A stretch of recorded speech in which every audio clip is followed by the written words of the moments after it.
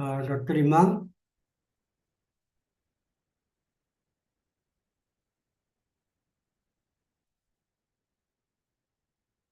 Dr. Iman. Yes. Let's start now. And before we start, I think this number is okay. We'll fluctuate 14, 15, 16. And this is actually night time. We had a Yeah, class indeed. already in the 3 p.m. So many students may not be, maybe tiring and all.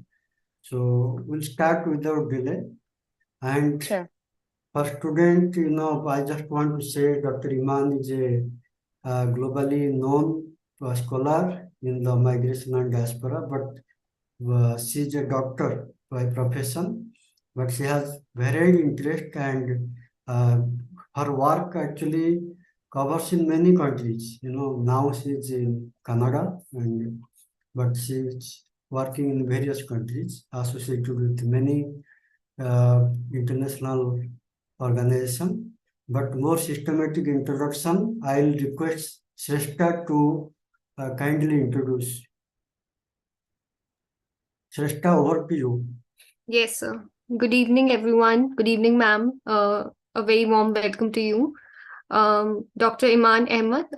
She's a global health and international migration expert with over 20 years of practice in international development, large-scale humanitarian emergency management, and the humanitarian development peace nexus. She also holds a medical doctorate from the University of Khartoum, Sudan, a Master of Arts in Global Affairs and Public Policy from the American University in Cairo, specializing in migration and refugee studies, and a Master of Public Health from University College Cork in Ireland. Throughout her career, she has worked with the United Nations High Commissioner for Refugees and the World Health Organization, and as a researcher at the University of Toronto and the American University in Cairo. She's also the founding member of and the Secretary of External Affairs of the Sudan Doctors Union, Canada, representing the organizations in the Coalition of Sudan Doctors Abroad, an umbrella of 6 diaspora organizations supporting the health systems in Sudan. She is currently an international consultant and a fellow of the Global Research Forum on Diaspora and Transnationalism, focusing on migrant and refugee health and contributing to the Global Compact on Safe, Orderly, and Regular Migration, Indicator Process, and the Global Forum on Migration and Development, Civil Society Mechanism, with a special concentration on culture, narratives, and the return of artifacts to the African continents. Some of her published work includes a combination of articles in medical journals and a chapter titled The Merowe Dam in Northern Sudan, a case of population displacement and impoverishment, in a book titled Refugees and Forced Migration in the Horn and Eastern Africa, Trends, Challenges, and Opportunities, under the Springer series, Advances in African Economic, Social, and Political Development. Over to you, ma'am. Thank you very much. We're really thankful to have such a scholar, and over to you, Dr. Iman. Thank you very much. Thank you, Dr. Sahu and Shrestha, for the introduction. It's a great opportunity to be with you today, and I appreciate everybody coming at this time of the evening at your end. So I will try to make it an interactive talk. That's my style. And so I'll give a brief introduction, just shedding light on the history of Sudan and how we came to have a large community in the diaspora. And then I'll talk a little about the diaspora, the Sudanese diaspora around the world and where we are concentrated, the nature of the communities, and then finally speak more about the role of the diaspora in various aspects in preserving culture and connecting to the home country, and in also supporting what's going on in Sudan. Beyond the day-to-day connection, Sudan is going through a lot of political turmoil, so I will shed light on how diaspora is supporting the people on the ground. and we'll open for questions and answers. So it's a great pleasure to be with you again.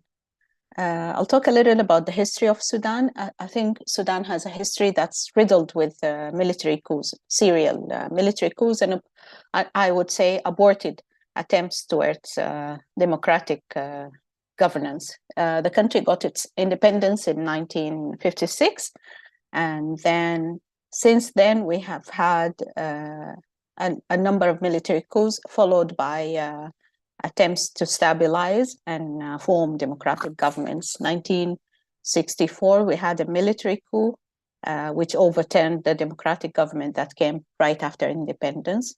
This was restabilized again.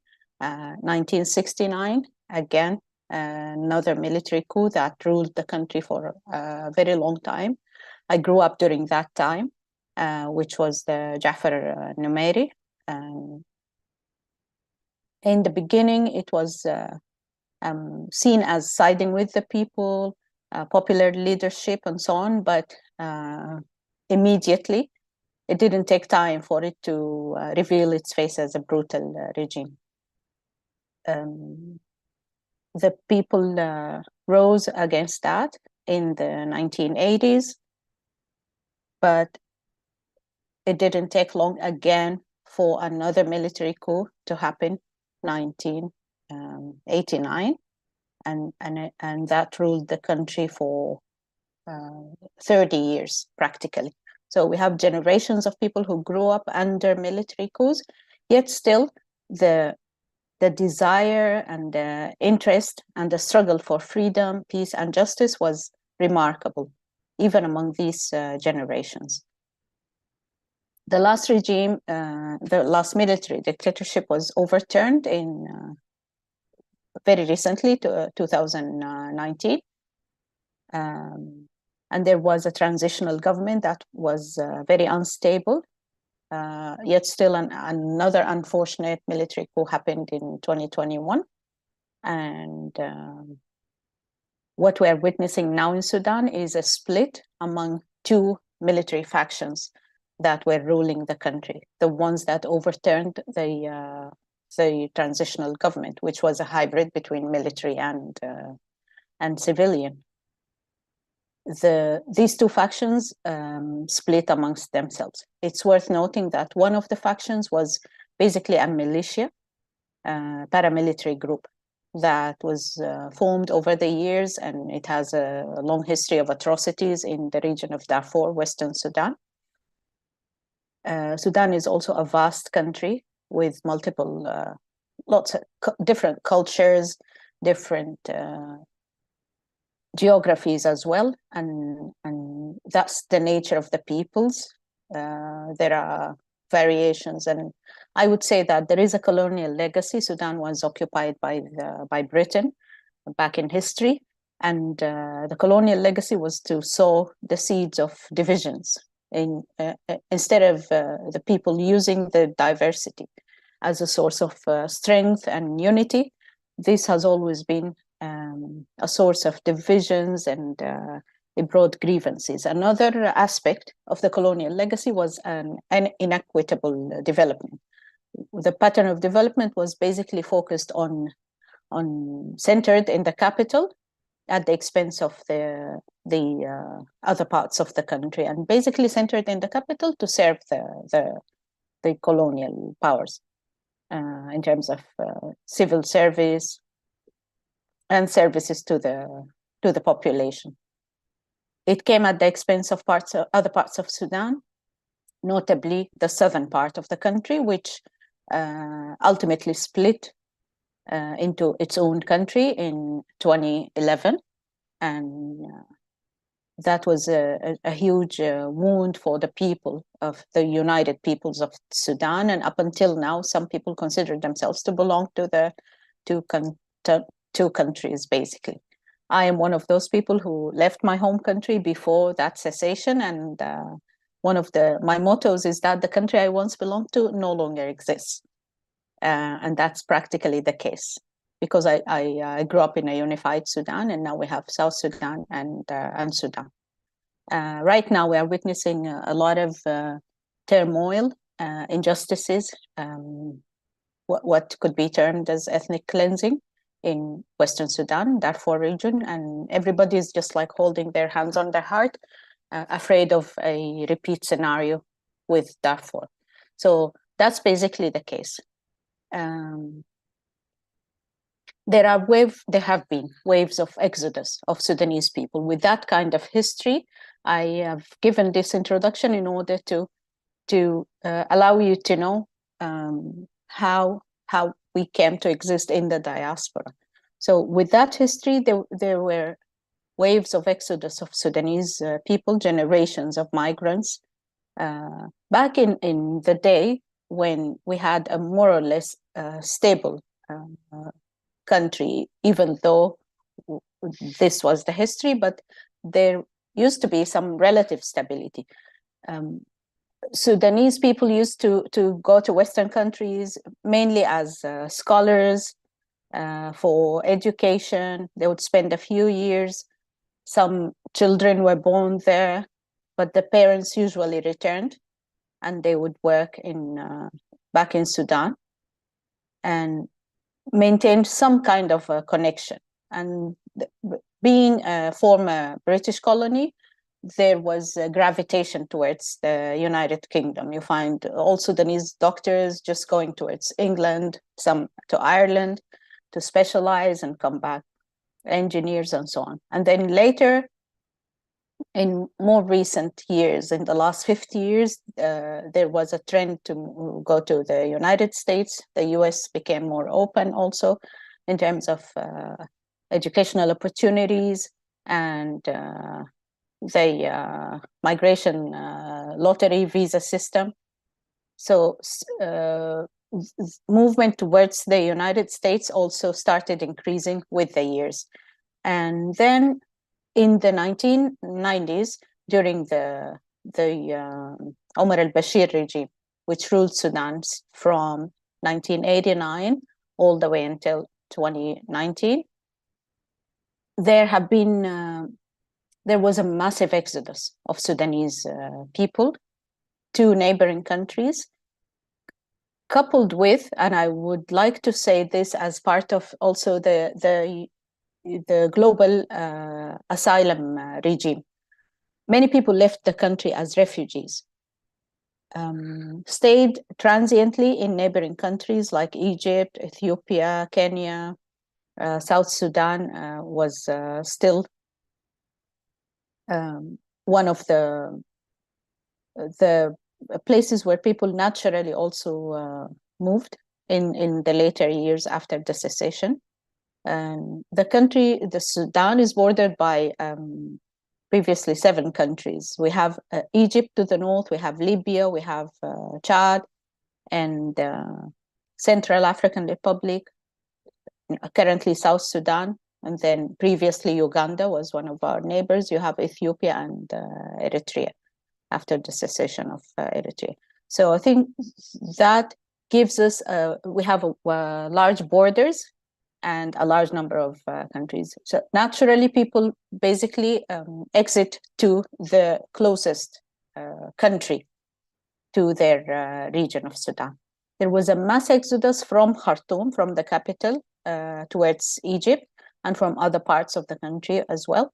It was seen as a safe haven. The routes were, migration routes at that time were much easier than other countries. People of Darfur naturally went to Chad. We have many thousands of populations housed in or hosted in refugee camps in Chad, generations and generations. And right now, as we speak, there is a new wave of refugees hosted in Chad. So now on the global side and the global asylum regime and refugee regime, during the 90s, the United Nations High Commissioner for Refugees had one of its durable solutions. I'm sure you are aware that the UNHCR defines 3 durable solutions for refugees. The first is voluntary repatriation, and the second is local integration, and the third is resettlement to third countries. Many Sudanese were included in the resettlement program, and that created a huge number and shaped actually the diaspora, the Sudanese diaspora in most Western countries. The program during that time operated from a few countries. Egypt was a hub for resettlement, not only of Sudanese, but there was a program targeting Sudanese, recognizing that the atrocities they have been through, recognizing also the limited capacity of Egypt to locally integrate these peoples. So thousands of Sudanese were resettled to third countries. The target countries were basically those that opened their doors and through an organized program with the UNHCR. Some of these countries were Australia, the United States, Canada. Very limited cases went to the UK. UK was not part of that program, but it had a program for family reunification, which benefited some of the people settled in the UK to bring over their family members. A few cases were resettled on certain medical criteria to the Scandinavian countries. So the program had different criteria, and I happened to have, during that time, I had the opportunity to work on this program. I was part of a program that operated in partnership with the United Nations High Commissioner for Refugees. I was living in Cairo with my family because my family exited and for political reasons. So my parents, my siblings spent some time in Egypt. And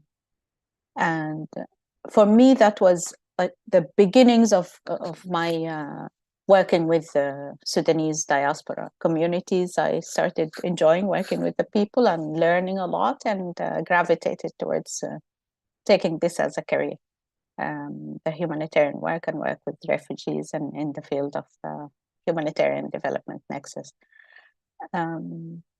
So during that time, as I mentioned, this shaped some of the migration. There were resettlement programs operating from other countries, such as Kenya. Some Sudanese refugees in the Kenyan refugee camps benefited from specific programs, educational programs. In Canada, for example, there is an entity known as World Educational Services, and that was, I think it succeeded in bringing some people and offering them chances for higher education. Some of the refugees who had completed their high school education in the refugee camps but had no prospects for the future were able to benefit from these programs. And I have met a few of these individuals, very successful, completed their studies and got job opportunities here, a few of them from South Sudan. And I think that's a brilliant type of program, very targeted, and gives people career opportunities right away. So these are just examples of the nature of programs that we're running that gave Sudanese a conduit to settling in third countries, establishing lives and livelihoods as well. And I believe that refugee resettlement remains one of the strongest solutions to the issue of refugees around the world. In the past, a language of burden sharing was used, and then it's for us scholars and researchers, we try to critique such terminology, because when you say a burden, then you see refugees as only a burden. And we look at humans as Amartya Sen, the famous economist, says we have to look at humans as capabilities and development as focusing on humans. So for me, we need to look at the refugees as also as potential, as human resources, as individuals, lives, and opportunities for boosting not only the economies, because the reductionist approach that looks at refugees as only a labor force is also definitely not the best, and is reducing the capacity of the refugee to just a number in the labor force. But people come with their cultures, people come with their potential and with their lives and souls, and they seek prosperity, a full life, not only a job opportunity, and that has to be the approach. Now, looking at Sudanese diaspora, I'd like to give you a chance if you have any questions. Dr. Sahu, do you prefer we take a few questions now and then complete with the role of the diaspora? If that will be good to break the monotony, and it's a very interesting talk. In fact, to see a diaspora, Sudanese diaspora from so many other angles, development, conflict, and all. So I think we can take some questions. Yes. Hello, ma'am. Ma'am, Hello. we had been discussing Sudan earlier also in our classes, and I think we didn't do Sudan in detail, though we were doing East Africa, the East African diaspora, and some of the I think interesting points that came to our discussions. They were based on these facts that a lot of movement that has been happening from East Africa to places like Europe and the US. These have been termed illegal migrations, and this terminology again is something that is contested a lot of times. So but still at the same time, it's something that has been constantly also labeled by the media as something very dangerous, and the route itself is something from the sea, from the Mediterranean. So I want you to bring that into the light, shed more light on that. Thank you so much. So as you mentioned, the Mediterranean route is one of the conduits to the European continent. And I would like to backtrack a little to when the anti-migration sentiment tendency to return back to fortress Europe, which dates back in history, where Europe was just its own continent, and then people had a very much more nationalistic approach and a puritanist way to also looking at people, even in their skin color, where they didn't want Black people coming and so on. This tendency has been intensifying in more recent years, and it's part of that rhetoric, basically. Another issue is where the African economies, and it's not only the East Africa route, which passes through Sudan, but also other routes that lead to the Mediterranean. There is massive exodus from sub-Saharan Africa. And where do people come from, basically? They come from countries riddled by undemocratic governments, military rules, exploitative economies, and extractive economies. And part of that extraction, we must recognize the root of that extraction. Look at the relationship between France and some West African countries. Up until today, France is gaining revenues and taxing African countries, extracting resources from these countries. So the instability in a number of the African countries is contributed to by the extractive economies that benefit other entities. Some of these entities are countries of Western countries, European countries, and countries of the Arab Gulf in the case of Sudan. So that political instability has contributed. Now, Sudan doesn't have a border towards the Mediterranean.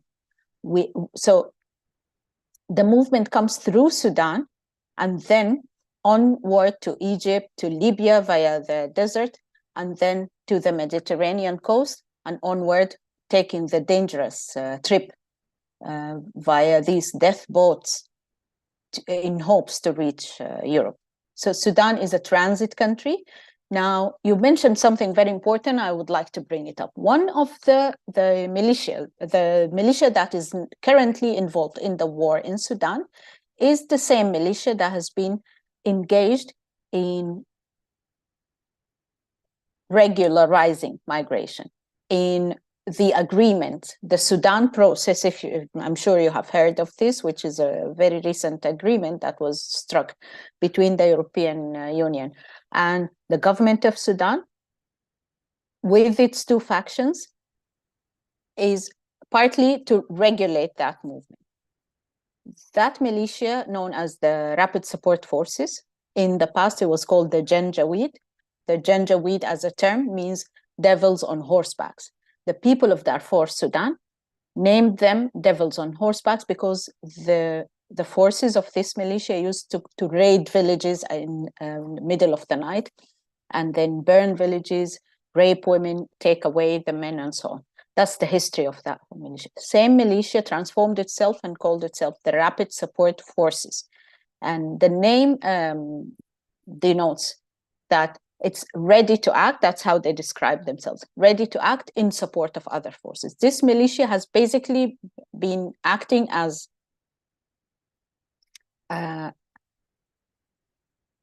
militia to be bought, basically to go and do atrocities. They were involved in the war against Yemen in support of some countries of the Gulf. This is documented. And within Sudan, it's been engaged in controlling migrants. It has a history of detention camps, of torture in these camps, and that's part of its legacy. Now, such agreements like the Khartoum process become problematic when they close an eye on such practices for the purpose of controlling migration or regularizing migration. And then the term illegal migration itself. People have moved historically. Movement of human beings is just a legacy of us humans on Earth. In the past, in the deep history, we didn't have borders, we didn't have visas, we didn't have passports. So moving is a natural phenomenon of the human being. We move in search of food, in search of better life, and so on. And people used to go follow also pastoralist communities, follow their needs and the changes in the climate, also seasonality, and so on. So you cannot really control the movement of humans.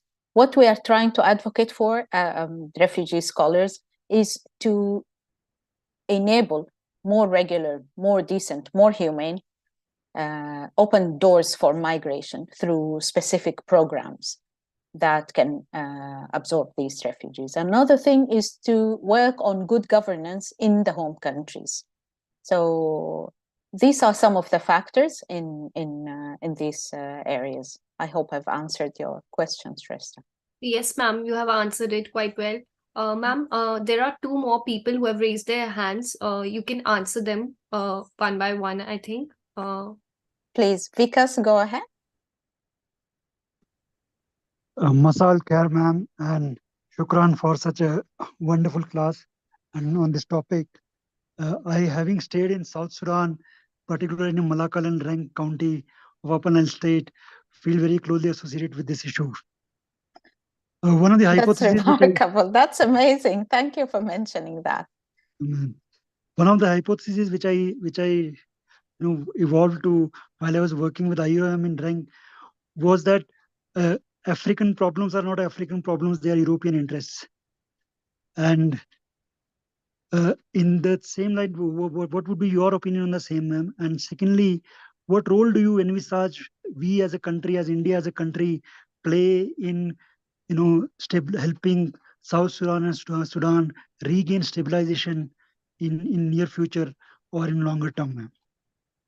Thank you so much for that. And I think this is a smart and brave way to put it. Yeah, it's always the vested interest. And in more recent years, it's not only the European countries. I would like to bring in the Gulf countries, countries of the Arab Gulf, where we have seen the vested interest also fueling the war in Sudan.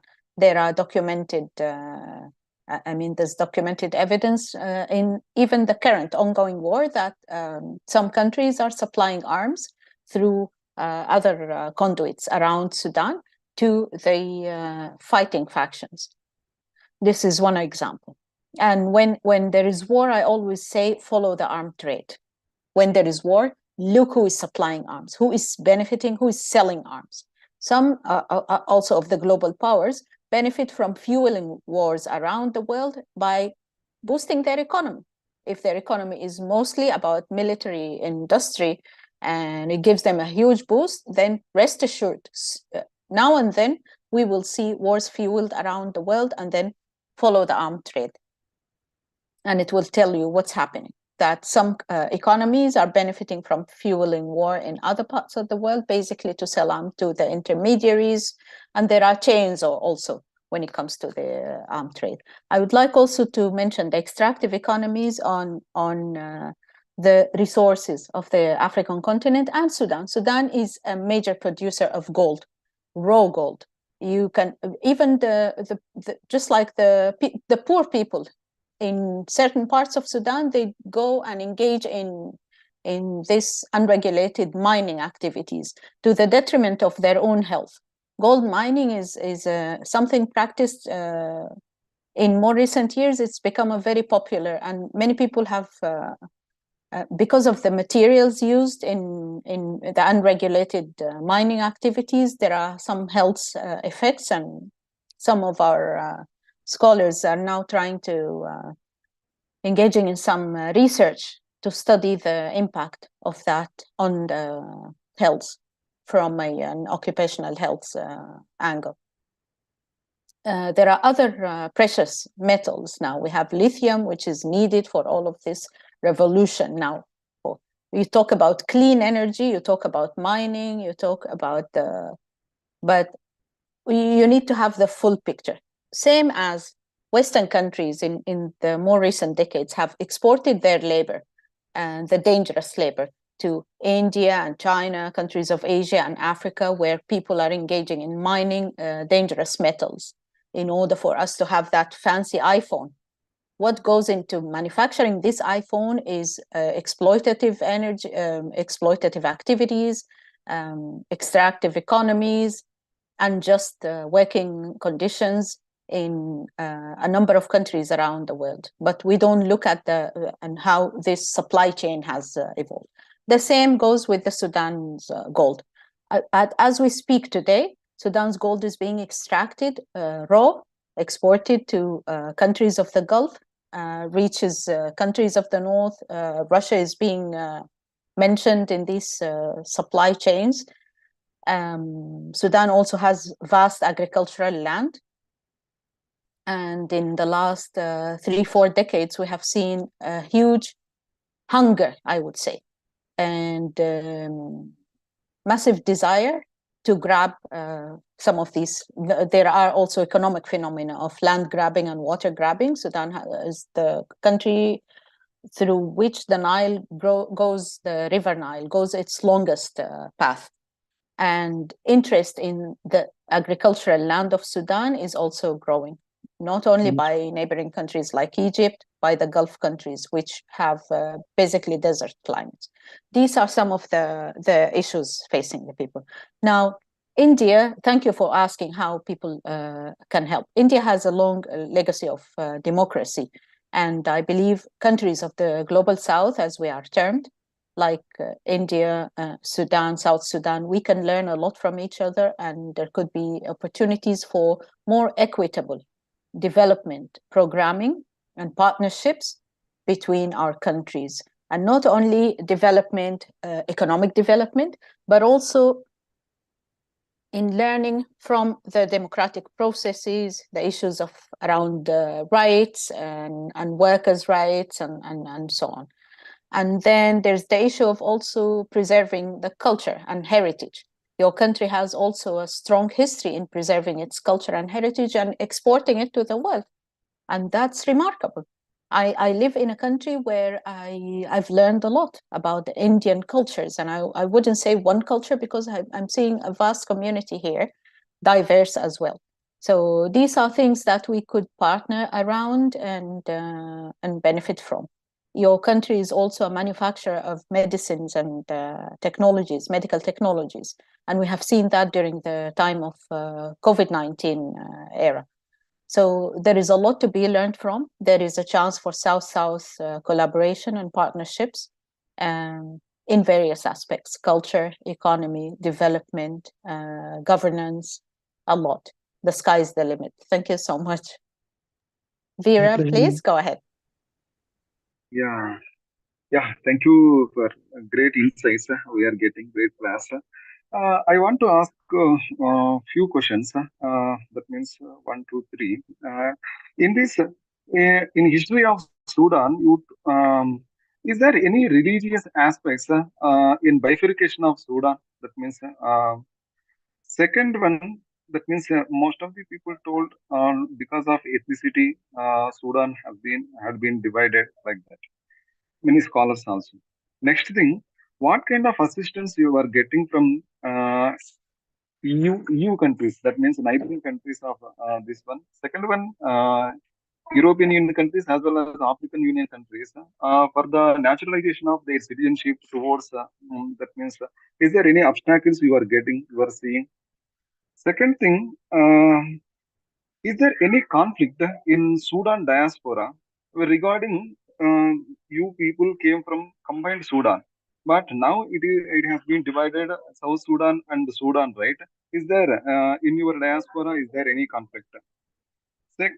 Fourth one, is there any assistance from Middle East? Because that is the combination, the Red Sea is connecting you, right? Even though religiously few of Sudan ethnic communities like Muslims, is there any assistance you are getting from them? These are my questions. Thank you very much. Let's start with, is there a religious dimension? So as I mentioned earlier, it's all about the narratives and how the conflict is being framed.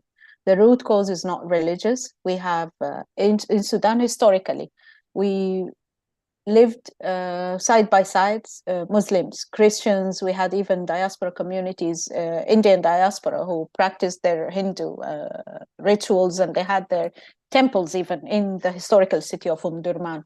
We have Jews in Sudan in the historical capital. Durman is one of the part of a tri-city of Khartoum, which is the capital. So I mean, we celebrated all religious events, and it came very naturally. There was a time when Islamic radicalization started around the world, and Sudan was not immune. We had people who went to the Gulf countries, and these were the cocoon of Islamic radicalization. And they came back with some of the beliefs. Another part was the role played by the military coup governments in hosting and hiding also some of those internationally wanted Islamic radical leaders without even the consent of the people, because it was basically undemocratic government. So the framing of the war and the conflict came to be, it was just like an excuse used by the Omar al-Bashir government, which is led by the Muslim Brotherhood.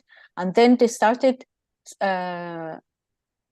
weaving and spreading hate speech, a narrative that we want a purely Muslim country where Christians and people of other nationalities, like it's referred to as the Christian and animist South.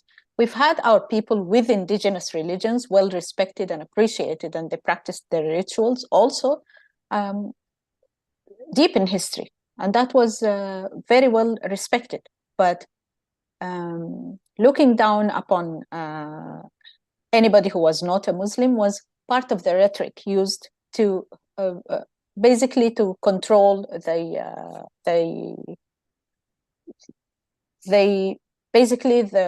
population, indoctrinate, I would say. the young generations.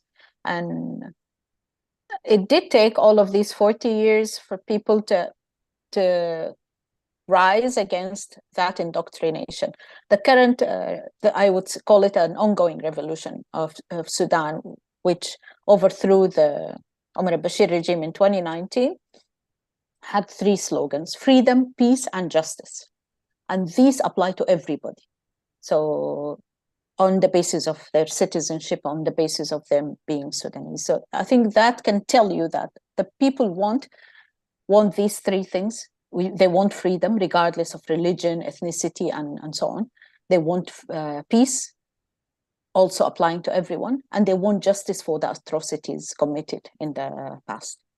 So moving on to your second country, you had a number of questions. I'll try to capture them, not in the same order. You asked me whether our communities in diaspora are divided.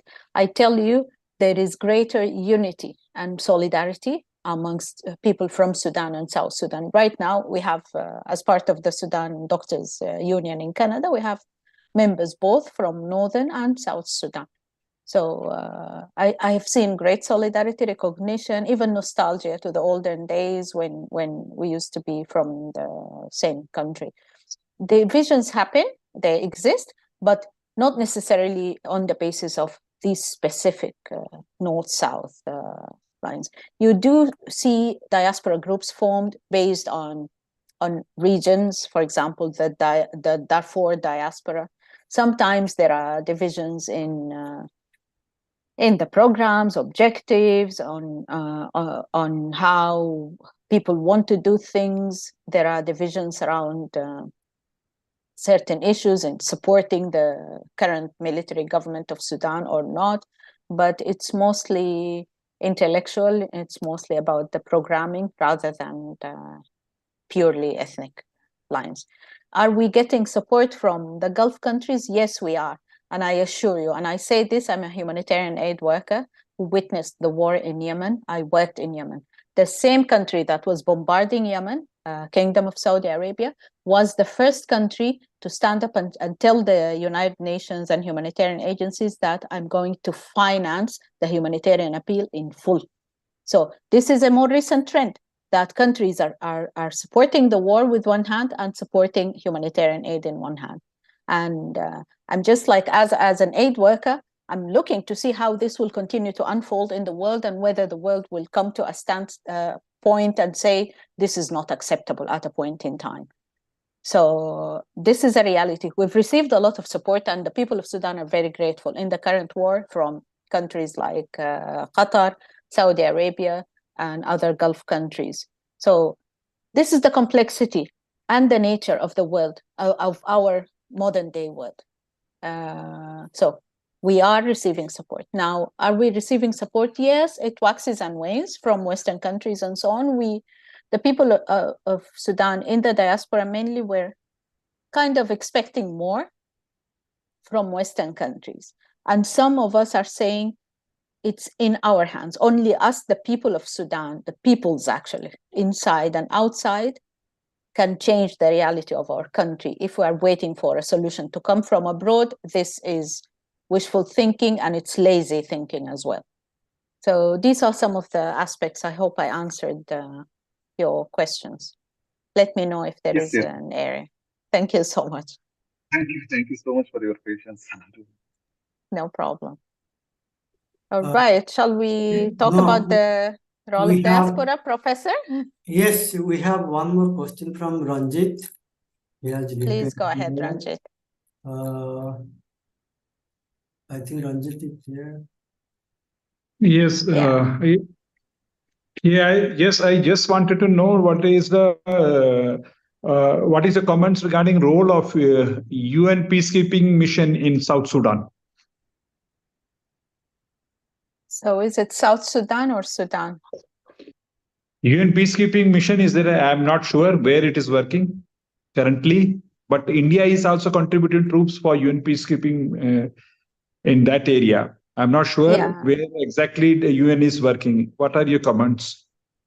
Yeah, so the UN peacekeeping mission was a hybrid mission with the African Union, and it had a mandate that was renewed a few times, and it was mainly focusing on kind of peacekeeping in the Darfur region. It wasn't mandated with the mandate did not cover the entire Sudan.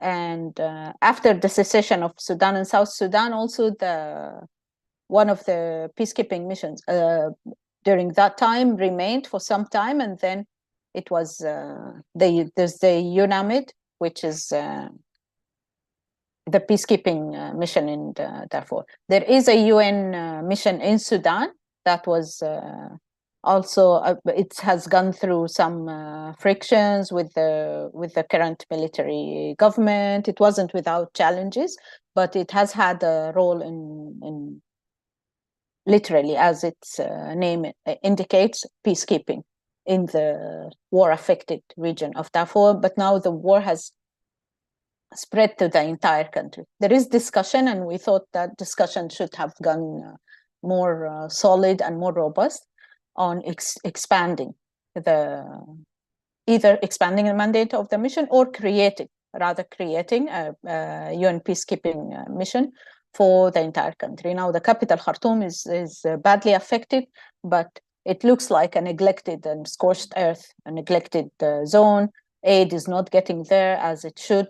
People are dying, being buried down in the streets and in their homes, and a terrible situation in the capital.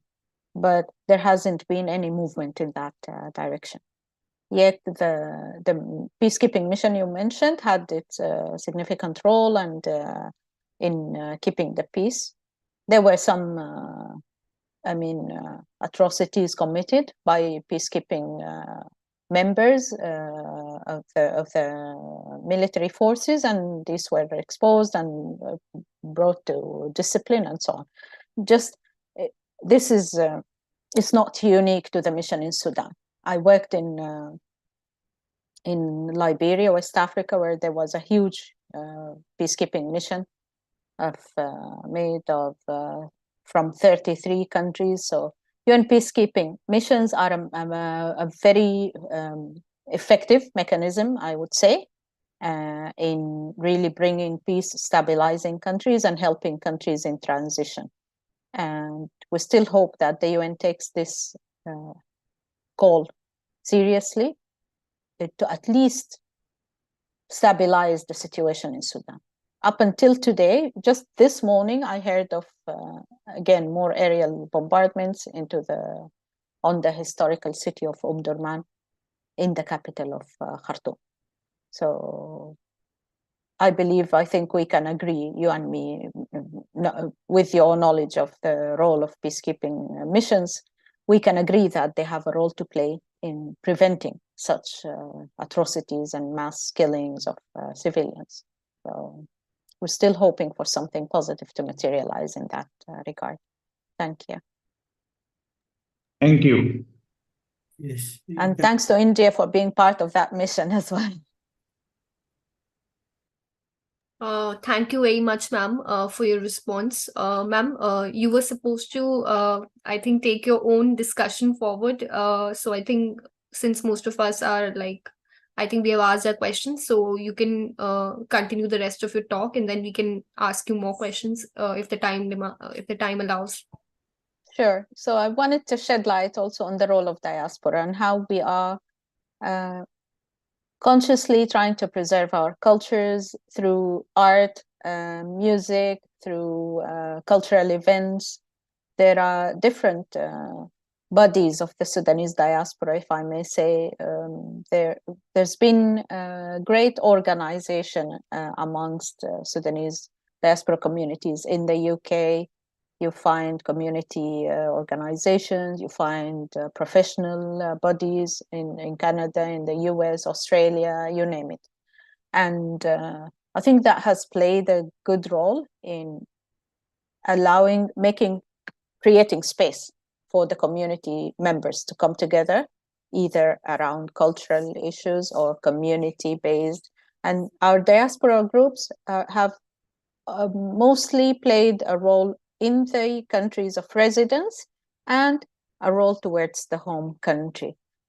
So looking at various issues relating to the diaspora community where we live recently, for example, with the mass exodus from Sudan, some people with Canadian residency or citizenship even who had, for some reason or the other, went back to Sudan and settled there.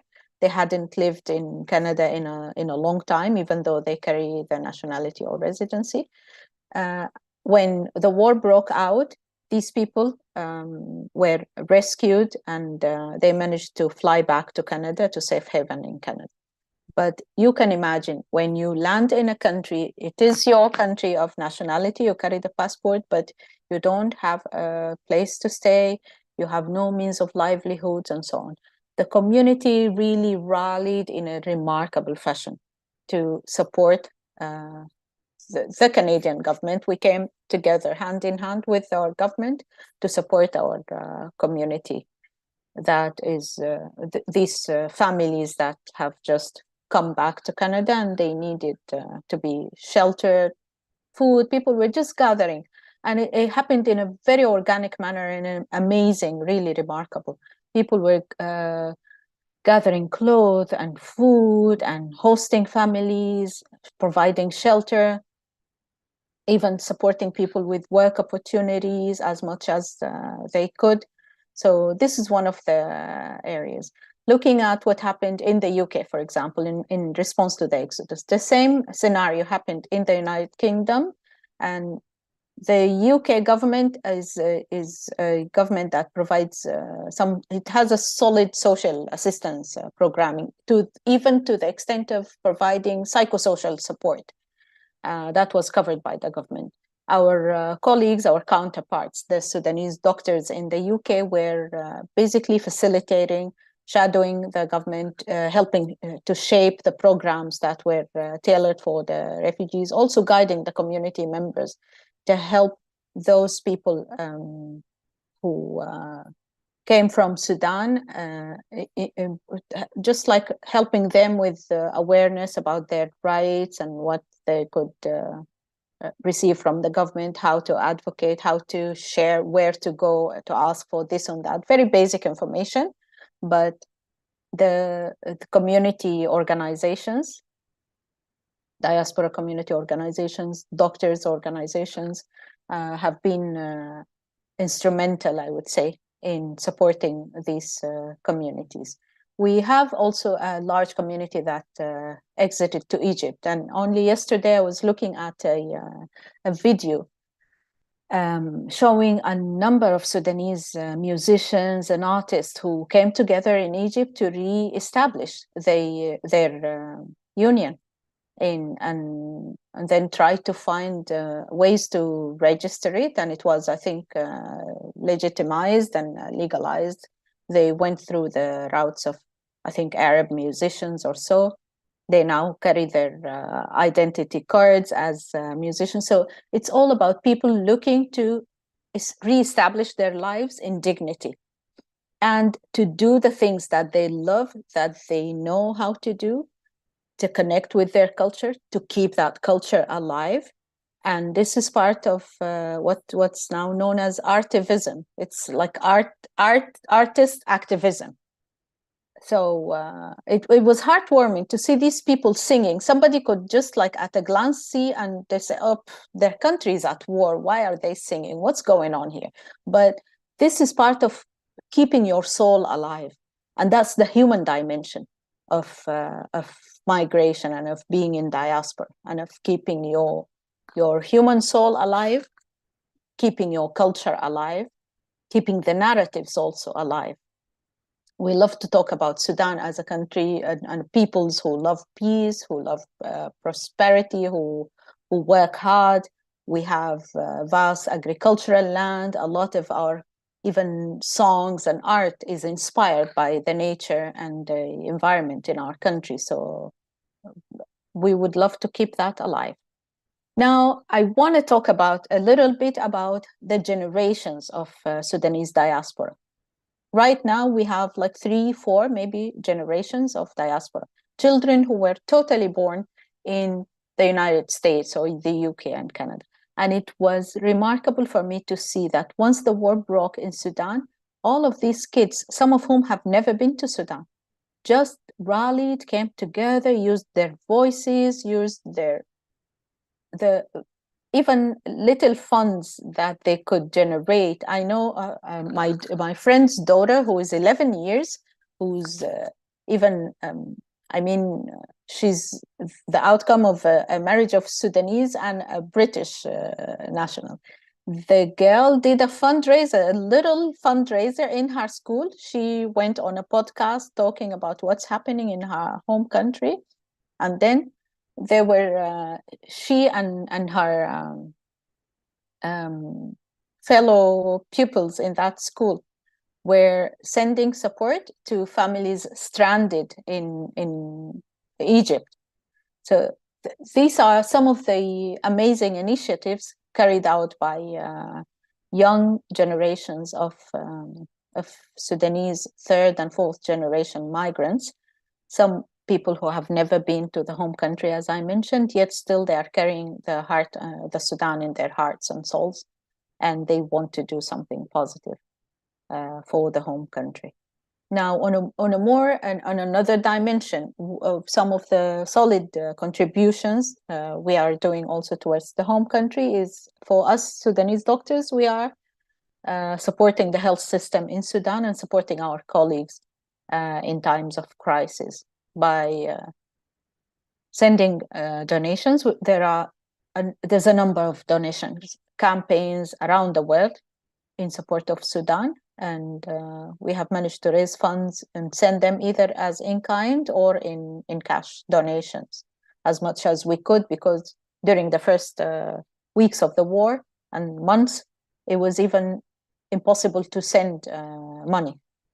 Like everything came to a standstill, the banking system, everything. So some of the ingenious ways of Sudanese people is they use their social networks to transfer money. You just give money, and it's based on trust, basically. You give money by hand to someone, and then through their network, the same amount of money could go, not the same actual bills, but the same amount of money is given to someone in Canada, somebody in Egypt transfers that amount to, and so on. It goes, ultimately, it reaches your family in Sudan.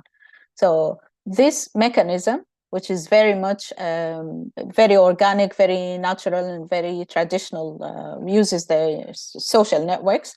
It was the only way for us to get money to our people stranded inside Sudan. Later on, as the banking system started operating, it's also on and off up until now. We started pushing funds towards Sudan. The prices inside the country have skyrocketed, and that means whatever you needed to kind of triple what you were sending to your family. Another way of helping is that sending more money to you, the same family that you are supporting, knowing that there are social networks within the country. So if you have funds, you are living in neighborhoods, you use it to support the people around you. Some people are now doing just like setting up kitchens, like communal kitchens in neighborhoods. They're cooking and providing food for everyone.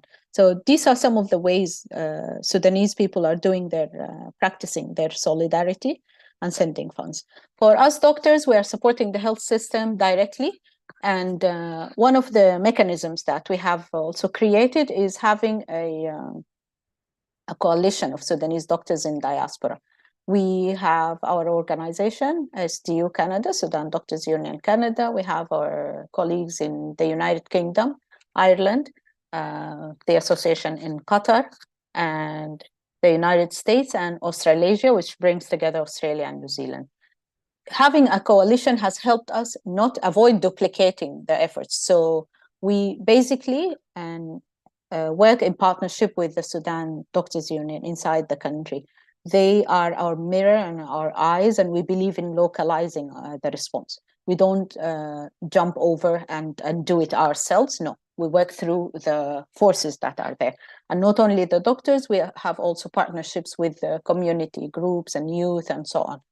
And they are the ones who are in direct contact day to day. They know the needs and they have an up-to-date picture of what's going on and where the needs are. We always meet regularly, and the needs are identified, listed, and basically each diaspora organization decides on where we are going to send our support. This is one of the ways we attempt to cover the range of needs. The needs are vast, definitely, and the war also came to a health system that has already been weakened and destroyed by years of erosion of the primary healthcare system that used to serve the entire country, but now people immediately go to secondary care level in order to receive very basic treatments. People travel abroad to receive treatment for some basic conditions and so on. That's because the health system itself has become, and then the pattern of the mode of financing depending on user fees, which is not ideal for a country that is, it's not ideal for any country, and most notably a country, a lower and middle income country like Sudan. So these are some of the ways we are helping. Our association in Canada, the Sudan Doctors Union in Canada, have succeeded in partnership with Al-Gadarif Hospital in the province of Al-Gadarif, which has received a lot of the internally displaced persons. We supported them with to revive the intensive care unit, to provide trauma care, and more recently to improve the condition of the hospital in order to deal with outbreaks. Also, the war has caused an exodus from the capital, Khartoum, to neighboring provinces, which didn't have the capacity to deal with these, the large number of population and large injuries and trauma, war-related injuries. And there's the people living with chronic diseases like diabetes and hypertension and so on, who need the continuity of care. So we are trying. There's cancer patients, they're suffering a lot, and the lack of the drugs and supplies, and even the import of Sudan did manufacture some drugs, but the majority of the needs were imported from abroad. And this has, the war has dealt a huge blow to the supply chain and provision of drugs and medical supplies, and fulfilling the needs of people living with chronic illnesses. So we also do advocacy with certain with the international bodies concerned, for example, Doctors for Human Rights, Physicians for Human Rights in the US. The Red Cross is playing a great role inside Sudan, and some NGOs, the UN campaigned and executed some mass immunization, but still in the relatively stable areas, and in the areas that received internally displaced persons. So we try to work closely. Some of our organizations have just sent shipments, like they had, they gathered donations of medical supplies, put them in shipping containers, and sent them to Sudan. It took a long time for customs clearance under the current war and instability, but finally released and distributed. These are also, all of these are, they help cover trickles of the needs, but this is part of what we are doing.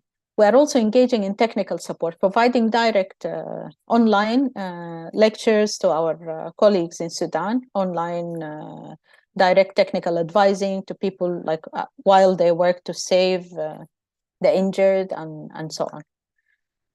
And going back a couple years, during the time of COVID-19, we also provided direct consultations. Like we provide we established secure lines for online communication, and then our doctors in diaspora provide remote consultations we try to regulate it, so the doctors who provide consultations are registered. We maintain confidentiality. We make sure that the data that flows out of Sudan out and to the country where the consultations are being held is kept in a confidential manner. So there are some administrative and managerial aspects that we handle, and basically these are some of the many forms of support that we do. And then people also hold concerts, fundraisers here and there. They sell products, they send money back. Yesterday I received a campaign that people wanted to buy blankets for some of the refugees and IDPs in response to the like winter is starting. So different, very organic, very just natural and needs-based campaigns, more system-based inputs like the ones done by the doctors and so on. So bits and pieces here and there. Thank you. Thank you, ma'am. Do we have more questions? People can raise their hands if they want to, or they can just unmute themselves and also talk to ma'am.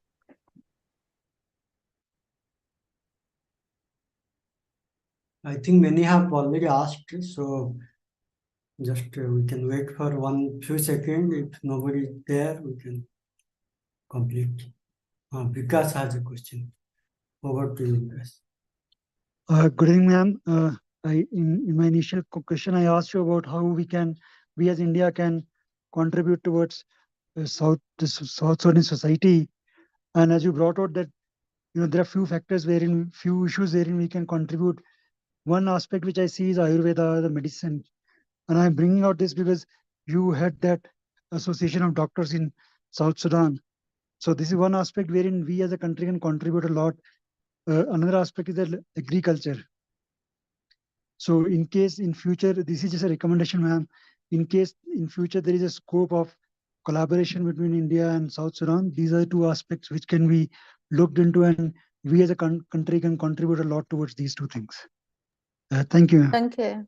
Thank you so much for the offer. I take note of that, and I will share it definitely with my communities and those working in these areas, and with my doctors groups.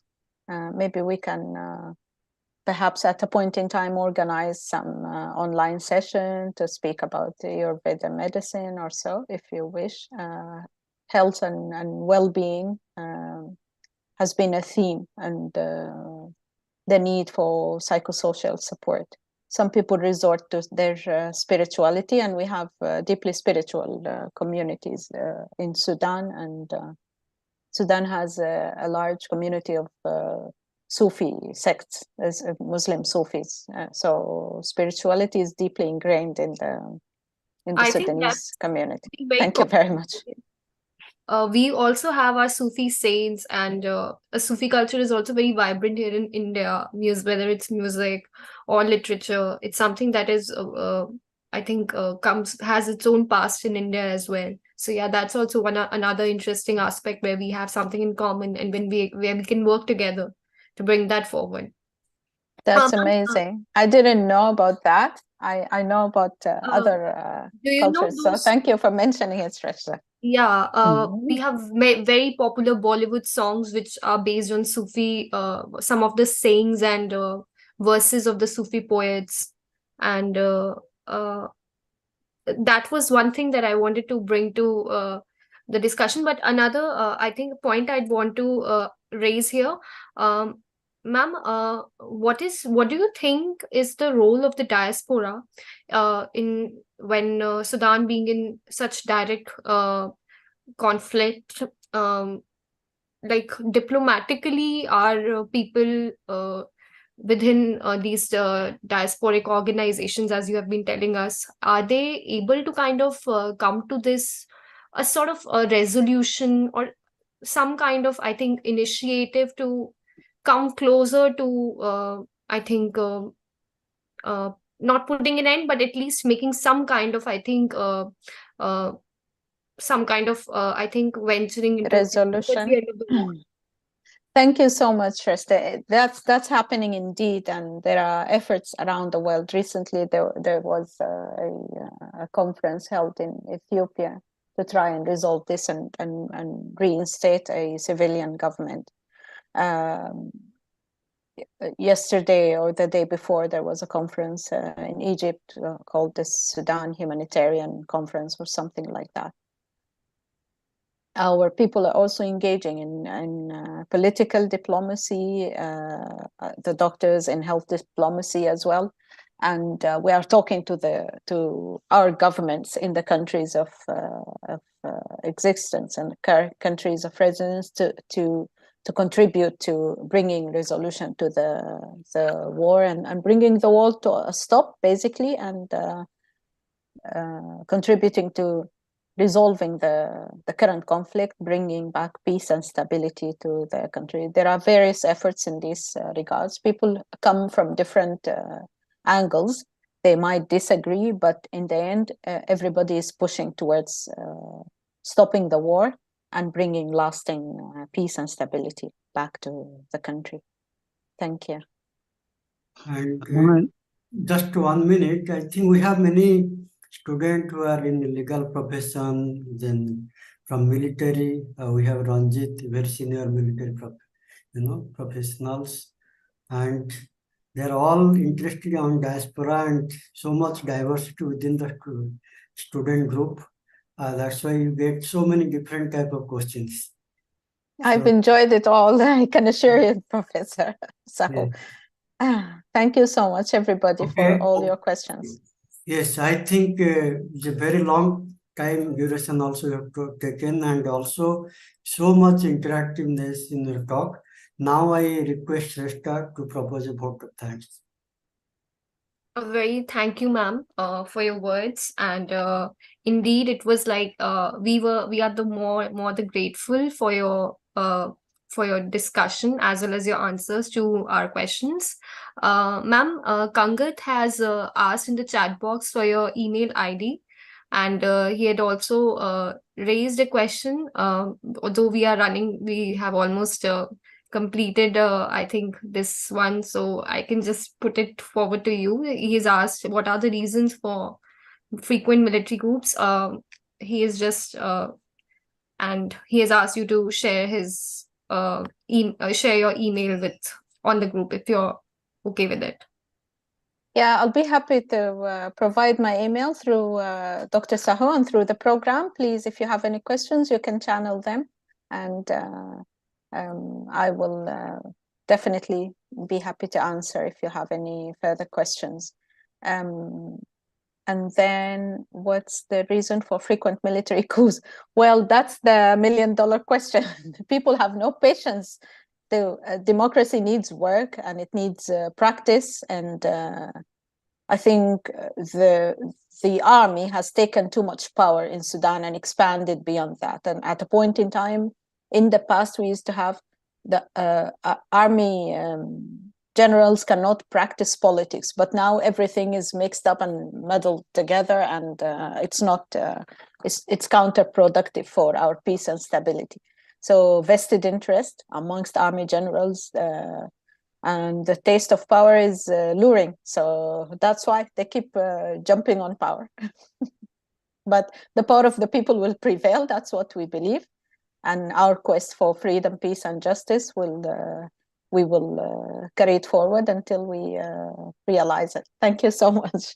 Ma'am, we completely support you. I mean, your efforts as well as the efforts of Sudanese diaspora in trying to curtail and the war, as well as making their efforts count. I think they matter the most. So thank you very much again.